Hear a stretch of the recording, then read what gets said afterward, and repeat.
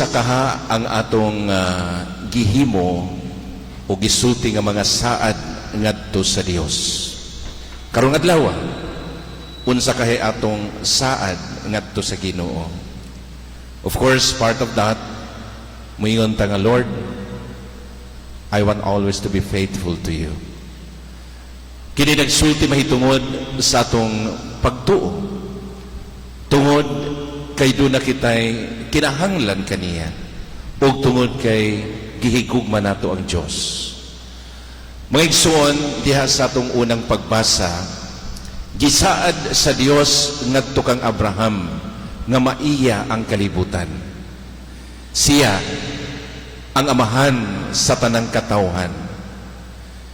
O ginigisaad sa Dios kaniya, dili tungod kay misunod siya sa mga sugo sa Dios, tungod kay gusto sa Dios nga nahimos siya nga kanunay nga matarong diha kaniya.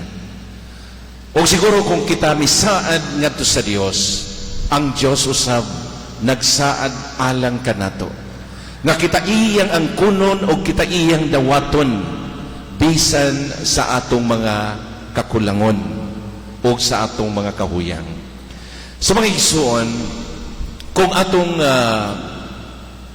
hinumduman ang mga gibuhat sa Dios diha sa atong kinabuhi, siguro mo ingon ta nga dili o daghan kayo o dili na nato mahinumduman ang uban. Tungod kay halos ang tanan gikan kaniya og siya ang nagmugna og siya naghimo niini alang sa atong kaayuhan.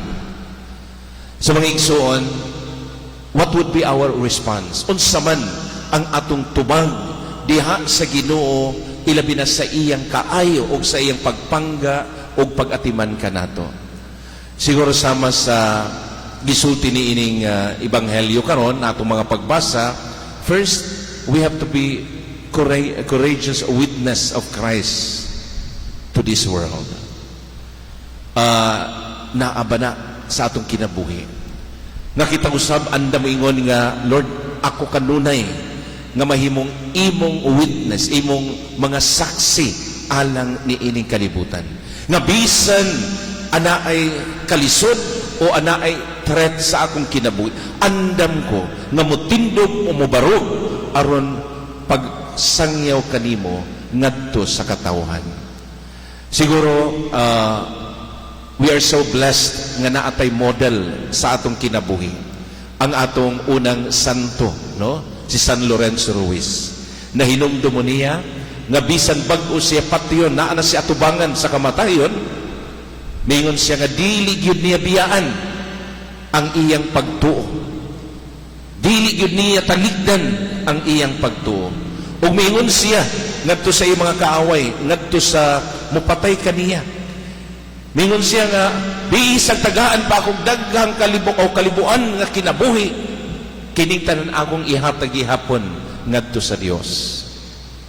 Mga igsoon, napatay mo ni ana nga kaisog nga mobarog para kaniya kanunay diha sa atong kinabuhi. Ikaduha, mga igsoon, according to the gospel, matud pa to declare ourselves for Him in the presence of others. Andam ba kita nga dalhon siya kanunay diha sa atong kinabuhi alang sa uban, nga i-declare nato siya sa atong kinabuhi bisan unsay mahitabo. Siguro usahay nakasinati ko sa uban, no, nga ikaulaw man nila ang pagpanguros. Ambot kung nahitabo ninyo na, usahay ikaulaw nato nga mo mention ta sa ngalan sa Ginoo diha tubangan sa uban. Usahay ikaulaw nato nga dalhon ang iyang kaayo, ang iyang mga gibuhat diha sa atong kinabuhi ug ipaila nato siya sa uban. Unsay gingon sa atong ebanghelyo, to declare ourselves for Him in the presence of others. Kaya kung imo kining buhaton ikaw usab iyang isulti o iyang i-declare ngadto sa mga anghel sa Dios. Ikatulo, mga igsuon, it is about the Holy Spirit. The Holy Spirit always help us in our weakness.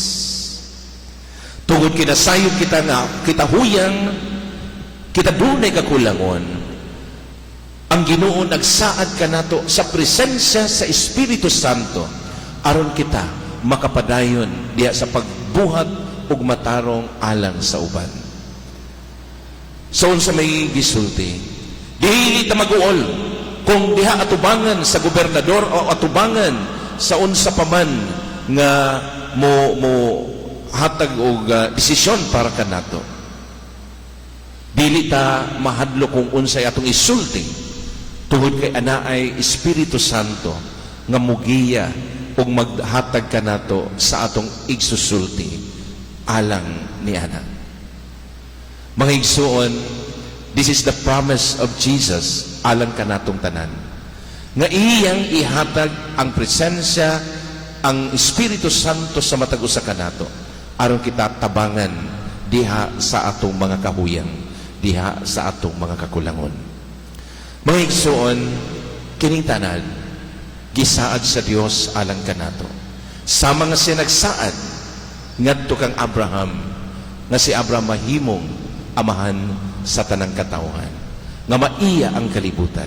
Kita usab gisaaran sa Ginoo kung kita magpabilin diha kaniya, siya andam kanunay nga kita ipaila ngadto sa mga anghel sa Dios. Atong paninguhaon nga kita mahimong matinud-anong kanunay diha kaniya ug magpuyo nga matarong nga kinabuhi sama sa iyang itudlo kanato sa matag adlaw. Amen.